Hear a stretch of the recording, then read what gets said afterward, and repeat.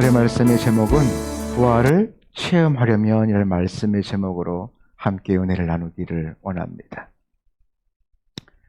프랭크 모리슨의 누가 돌을 옮겼는가?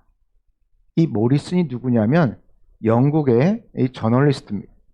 그런데 이 사람은 예수님을 잘 믿어서 예수님에 관한 글을 쓰려고 하는 것이 아니라 예수님의 부활을 믿는 것이 허구다라는 것을 알리기 위해서 연구를 시작했습니다. 그 허구성을 파헤치기 위해서 예수님의 이 마지막 일주일을 면밀하게 검토했습니다. 그렇게 무려 그냥 1년이 아니라 10년을 연구한 결과 그의 삶은 그리고 그의 시각은 180도로 완전히 바뀌었습니다. 예수님의 부활은 허구가 아니라 너무나도 분명한 역사적인 사실이다라는 것을 깨닫게 된 것이지요. 그래서 좀 오래된 책입니다. 1982년도에 이 책, 누가 돌을 옮겼는가라는 기독교 최고의 병증학 책이 탄생되었습니다. 프랭크 모리슨은 그 책 서문에서 이렇게 밝히고 있습니다. 예수의 부활을 확신하는 것은 순간적인 영감이나 통찰력이 아니다. 부활 사건 그 자체가 너무나도 확실한 증거이기에 내 생각을 바꾸지 아니할 수 없었다라고 그는 말하고 있습니다. 오히려 부활을 믿지 않는 사람들에게 그것은 어리석은 일이다. 여러분, 부활의 이 기쁨을, 부활의 이 사건을 의심하는 사람들이 여러분 비단 이 프랭크 모리슨만 뿐이었을까요? 아니었겠죠. 어떻게 보면 예수님의 부활을 믿는 것 자체가 기적과 같은 일입니다. 이성적으로, 과학적으로 또 이해할 수 없는 그런 일이기 때문이죠. 그리고 지금 또 일어나는 일이 아니잖아요. 그러면 일반 사람들, 평범한 사람이니까 또 알 수 없는 분야이니까 그러면 일반 사람이니까 그들만 의심했나요? 아니지요. 누구도 의심했습니까? 예수님의 제자들도 마찬가지였어요. 별 다를 것이 없었다는 것입니다. 3년이나 따라다녔고 함께 먹고 자고 예수님 곁에서 그 많은 것들을 듣고 보고 했건만 그들은 부활을 온전히 믿지 못했습니다. 그러면 신실하게 주님을 섬겼던 그 주변에 있던 여인들, 그들은 어땠습니까? 그래도 다른 모든 사람보다는 나았지만 그들이 예수님의 무덤으로 간 것이 예수님의 부활을 기다리려고 간 것이 아니었잖아요.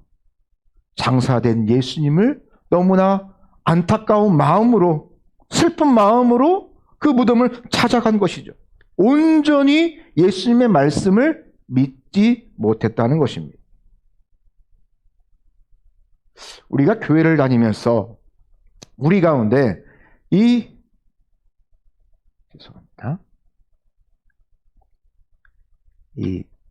코로나 때는 또 코로나라고 그러고 또 코로나가 좀 괜찮아지니까 이 비염이 와가지고 싹 이 사람을 힘들게 하는 것 같아요. 그래서 일주일여가 많이 이게 다스리고 했는데도 죄송합니다. 우리가 교회를 다니면서도 우리 가운데 예수님의 부활이 온전히 믿어지지 않을 수 있다라는 거. 왜? 예수님이 말하고 예수님이 보여주고 예수님이 모든 걸 했음에도 불구하고 그 주변에 그렇게 일이 벌어졌는데 여러분 당연한 일 아니겠습니까? 너무 혹시 내가 부활이 믿어지지 않는다. 그런가? 많은 사람들이 믿으니까 나도 믿어야 되나? 내 자신을 너무 나무래지 마시기를 바랍니다.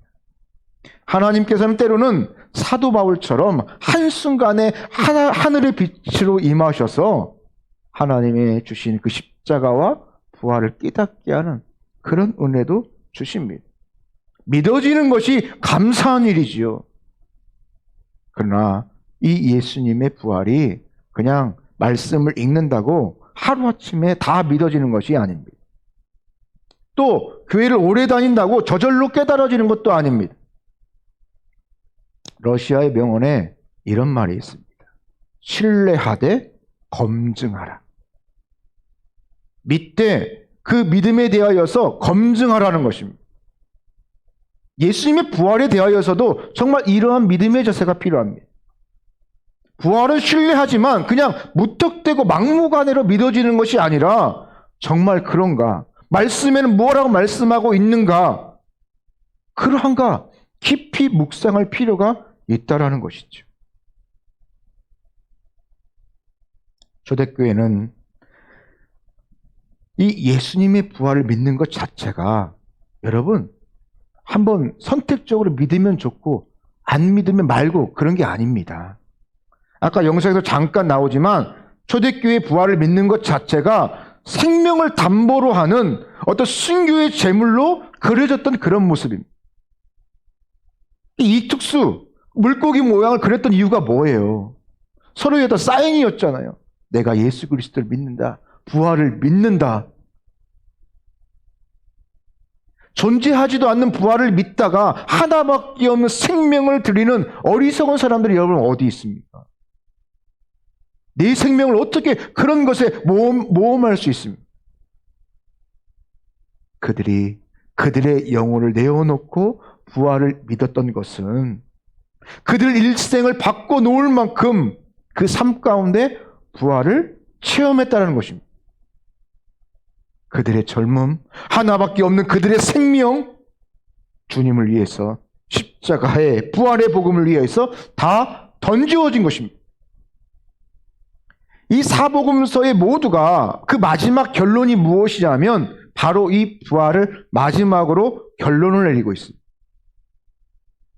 그래서 기독교의 신앙은 십자가에서 멈추는 것이 아닙니다. 무덤에서 끝나는 것이 아닙니다. 죽음을 이기고 부활하신 예수 그리스도, 그래서 잠자는 자들의 첫 열매가 되어주시는 그 예수 그리스도, 부활을 정확하게 증명해주고 있는 이 예수 그리스도의 삶, 부활은 모든 기독교 신앙의 마지막 종착역, 결승이라고 할 수 있을 것입니다. 우리가 신앙생활을 하면서 이 부활의 말씀이 믿어진다면 그것은 특별한 하나님의 은혜인 것입니다.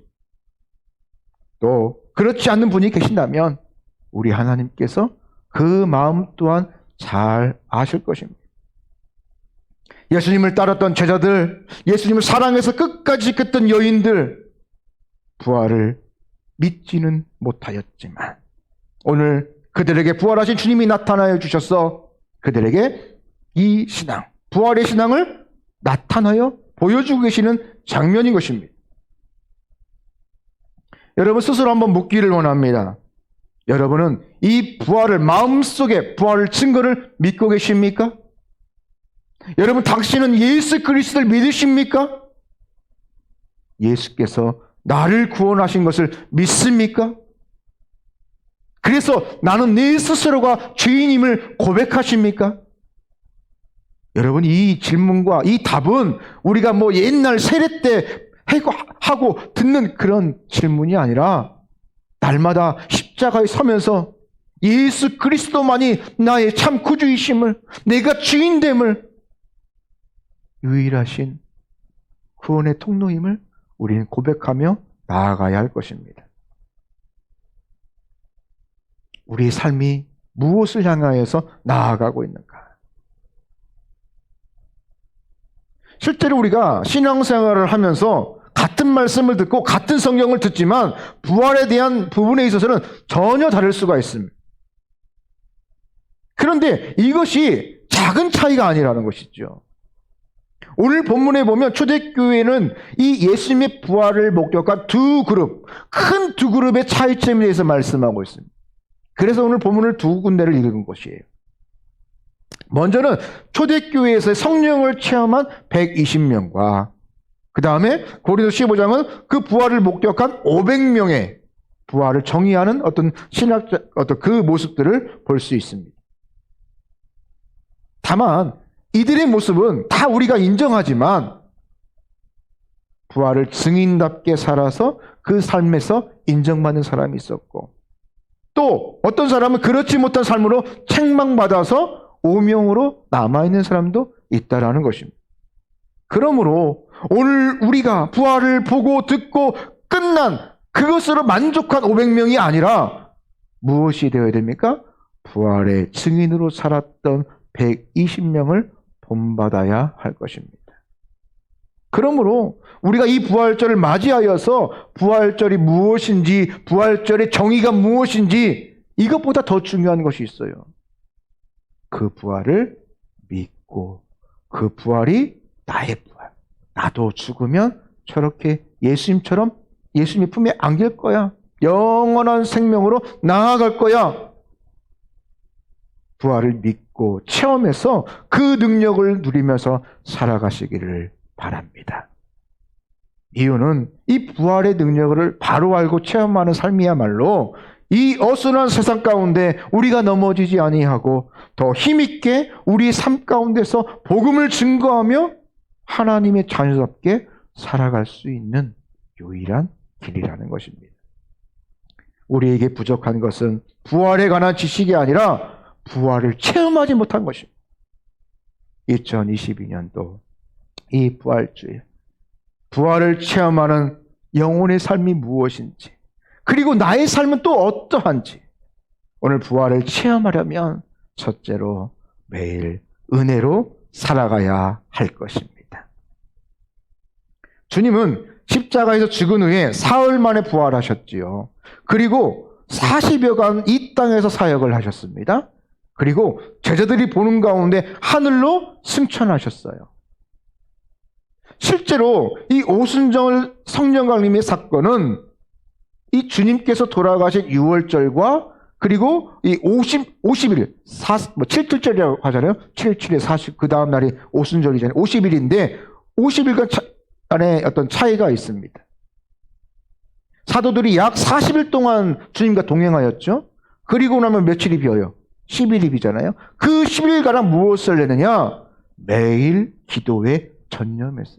그래서 마가의 다락방에서 오순절 성령의 역사가 이루어진 것이죠. 그냥 동행에서 끝난 것이 아니라 기도에 전무함으로, 전혀 나아감으로, 기도함으로 하나님의 놀라운 은혜를 그들이 체험할 수 있었다는 것입니다.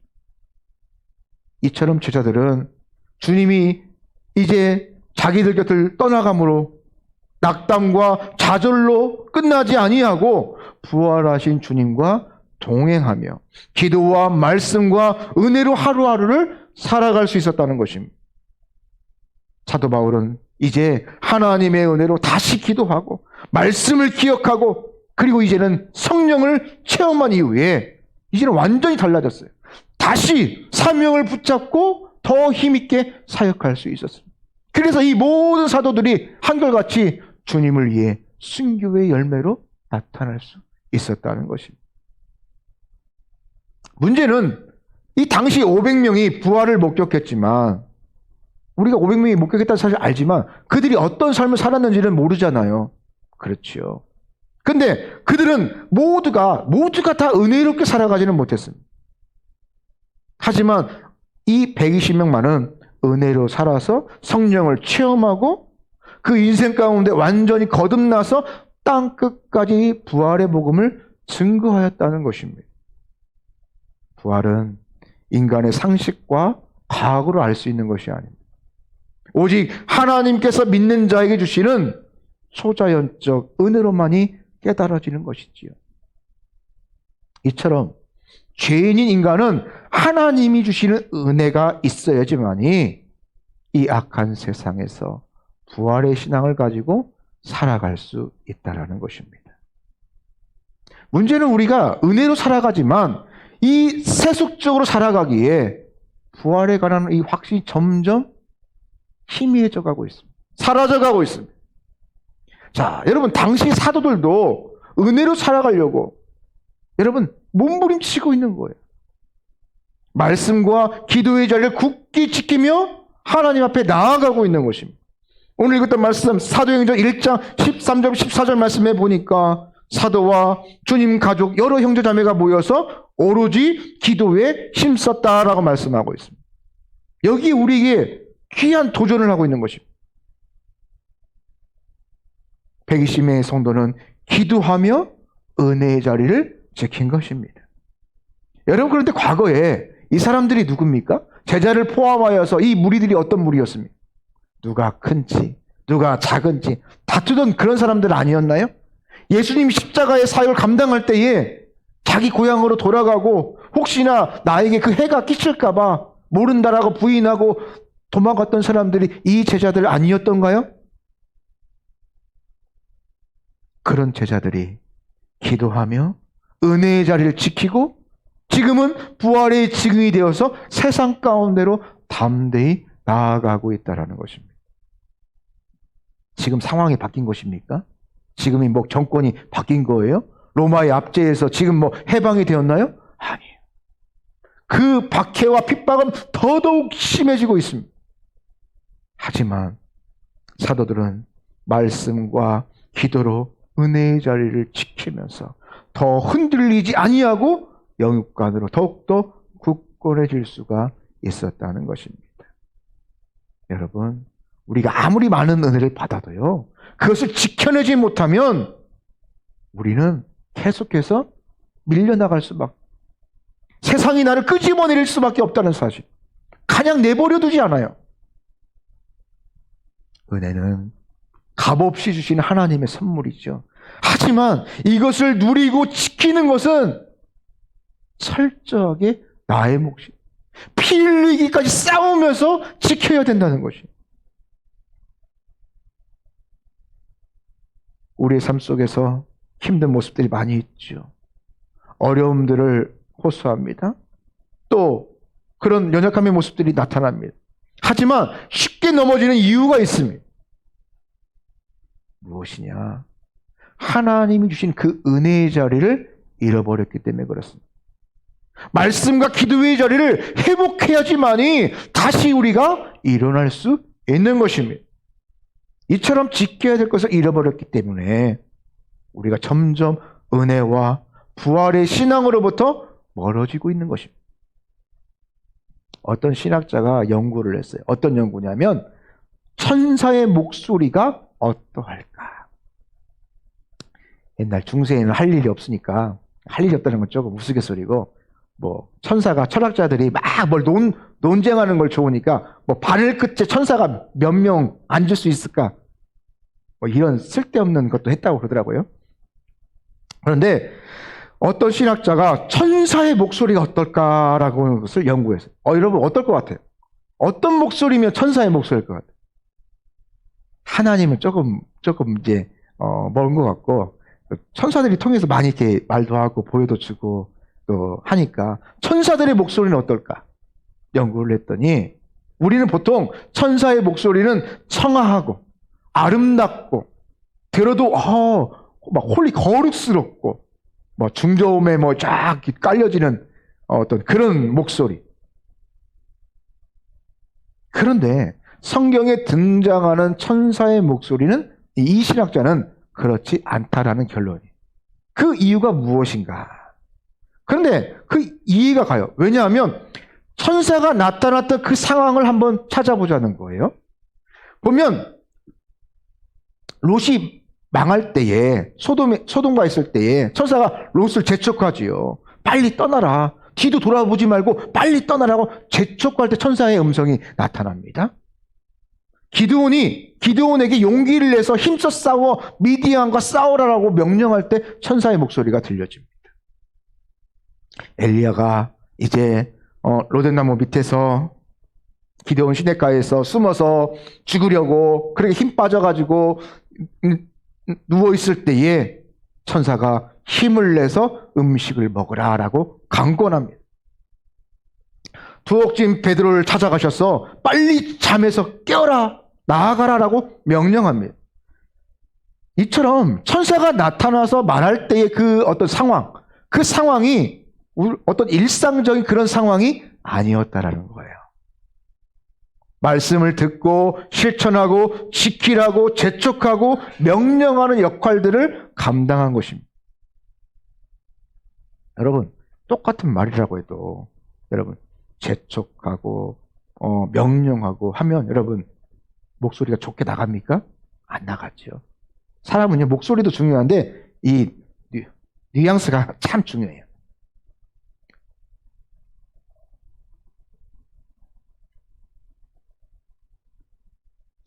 마침 그래서 결론이 뭐냐면 천사의 목소리는 항상 말씀을 듣고 그 믿음대로 지켜서 은혜 받아야 됨을 도전하고 있는 것입니다. 그래서 항상 강하고 엄하였다라고 결론을 내립니다. 오늘도 성령은 연약한 나에게 일어서라, 서둘러라, 힘을 내라, 용기를 내거라 말씀하고 계십니다. 그리고 이 말씀에 순종할 때 내가 그 은혜 가운데 살아갈 수 있는 것입니다. 오늘 우리는 정말 지켜야 될 것을 지켜야 됩니다.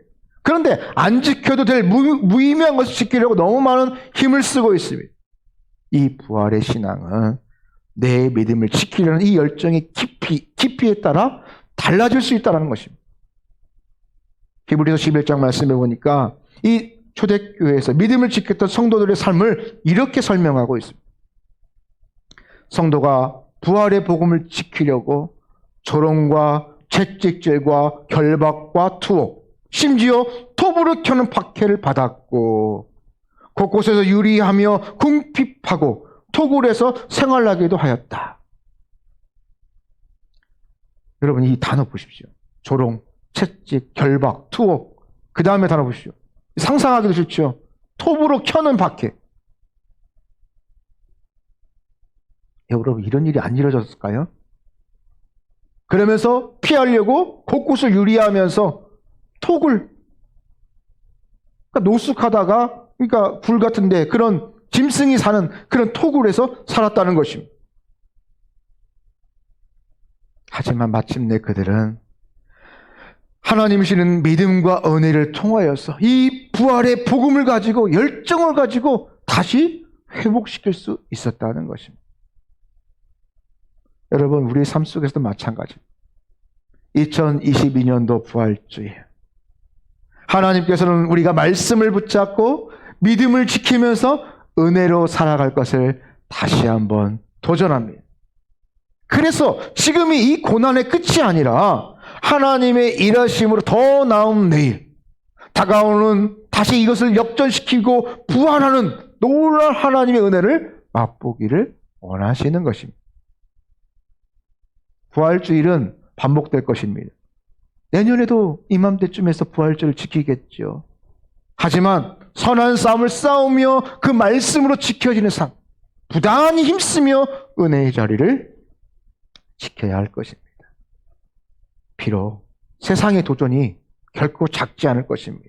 그래도 우리가 해야 될 일은 더욱더 말씀을 잡고 은혜로 살아가야 된다는 것이죠.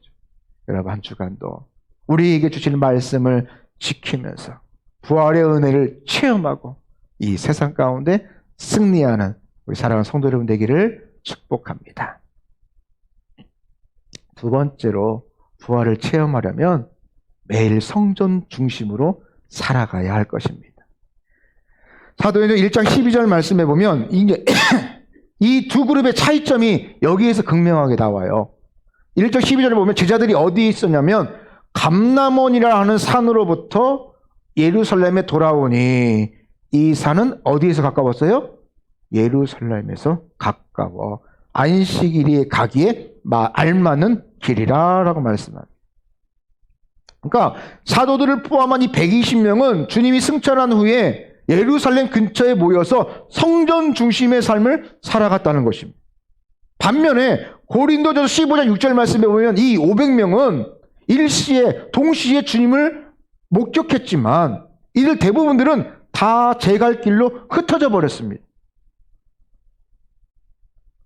그러니까 성전 중심의 삶과 성전을 떠난 삶, 이것이 남긴 열매는 결코 같지 않다라는 것이죠.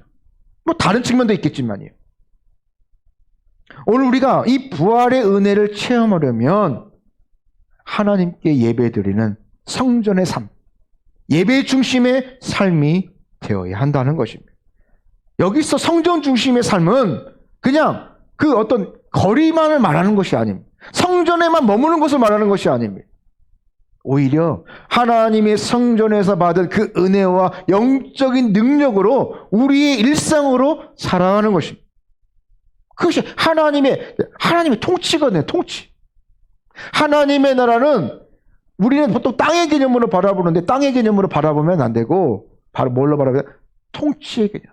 내 삶 속에서 누구의 통치를 받느냐? 내가 있는 그곳에서 하나님의 통치를 받으시기를 바랍니다. 반대로 내 몸은 이곳에 있지만 하나님의 통치를 안 받을 수도 있다는 거예요. 네, 이게 바로 우리 인간의 연약함입니다. 이처럼 우리가 성전 중심을 살아가려면 지금보다 더욱더 하나님과의 관계가 더욱더 깊어야 됩니다. 오늘 120명의 성도는 성전 가까운 곳에서 기도에 힘쓰며 하나님과 더욱더 그 교류가 깊어졌더라라고 말하고 있습니다. 당시 사도들은 이 성령을 받기 위해서 성전 가까운 곳에서 매일 하나님께 간절히 매달리고 있는 것입니다. 이전의 제자들의 어떤 사도들의 모습과는 달라진 것입니다. 예수님이 승천하시고 나서 바로 오순절에 성령의 역사가 임한 것이 아니고 약 10일 동안 그들이 예루살렘 근처에 있으면서 계속해서 하나님 앞에 간절히 나아간 것이에요. 그래서 그들이 받은 은혜가 깊어졌고 선택과 판단과 생각과 그의 삶의 기초 이 모든 것이 다시 부활의 신앙으로 정립되어진, 다져진 것입니다. 오늘 우리는 어떤 형식적인 신앙으로 하나님과의 신앙이 어떤 깊어지지 아니하고 그냥 나는 교인이야. 나는 교회는 다녀. 나는 예수님은 믿어. 나는 세례도 받았어. 그냥 그 정도로. 누구에게 나는 뭐라고 말할 정도로 거기서 멈춰지고 있다는 것입니다. 그리고 그 관계가 하나님과의 어떤 관계가 그 신앙이 자라지 않는 것에 대한 문제의식 또한 사라지고 있습니다. 성경은 내 마음과 내 뜻과 내 힘과 내 정성을 언급하고 있는데 우리는 그저 하나님과의 관계 속에서 그 명맥만을 유지하는 나 구원받았어. 그것만으로 만족하려고 합니다. 여러분 어미가 자식을 배에 품고 태어났는데 나 태어나서 그걸로 응애 하고 끝나면 되겠습니까? 아니죠. 태어났으면 은혜로 태어났으면 양육받고 자라나야 되죠. 자라나서 또 다른 사람 살리고 인격적으로 형성되어지며 가정을 이루고 그에 주어진 직분들을 감당해야 되는 것이 정상 아니겠습니까? 하나님이 나에게 이 십자가의 복음의 은혜를 주었건만 그냥 나 구원받았어.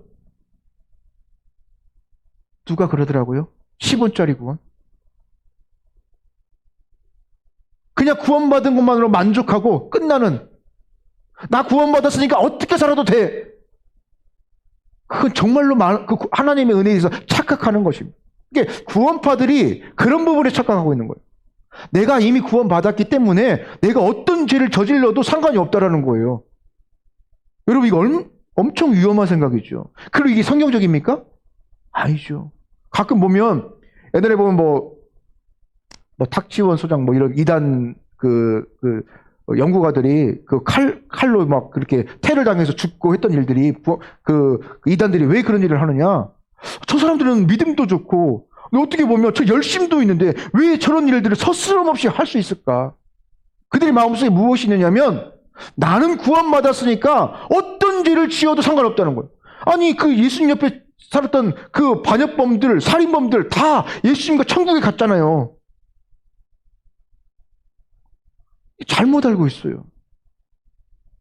그렇기 때문에 죄를 지어도 되는 것이 아니라 그렇기 때문에 더 악착같이 말씀을 붙잡고 빛이 되고 소금이 되는 삶을 살아야 되는데 말씀을 이상하게 바라봅니다.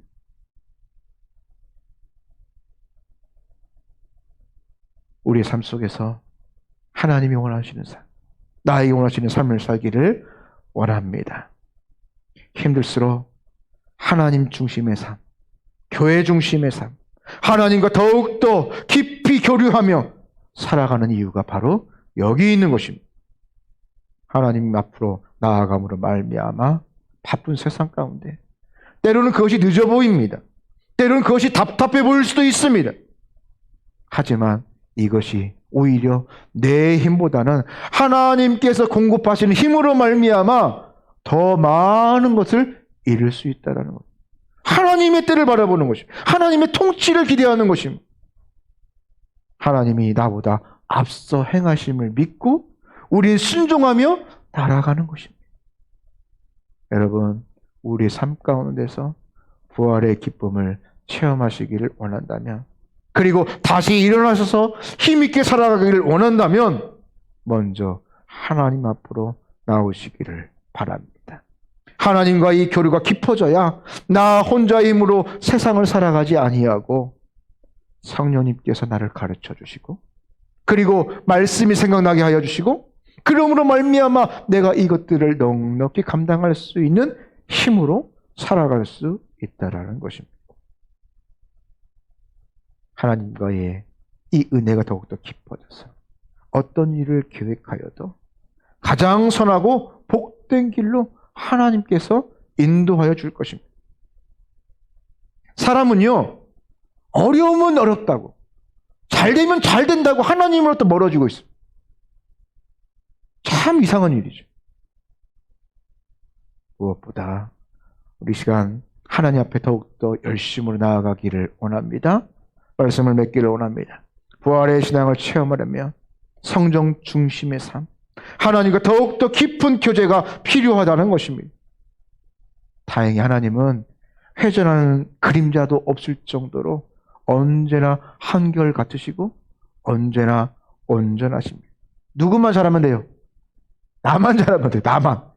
하나님을 하나님 이래요 저래요 말할 게 아니라 너만 잘하면 나만 잘하면 됩니다. 나만 잘하면, 나만 다시 하나님께 돌아오면 하나님은 언제나 그 자리에서 나를 기다리고 계십니다. 그렇게 성전 중심의 삶이 회복되어서 하나님과의 교제가 깊어지고 우리 삶에 우리의 이 아픔들을 이기고 나아갈 수 있는 힘을 하나님께서 우리에게 주실 것입니다.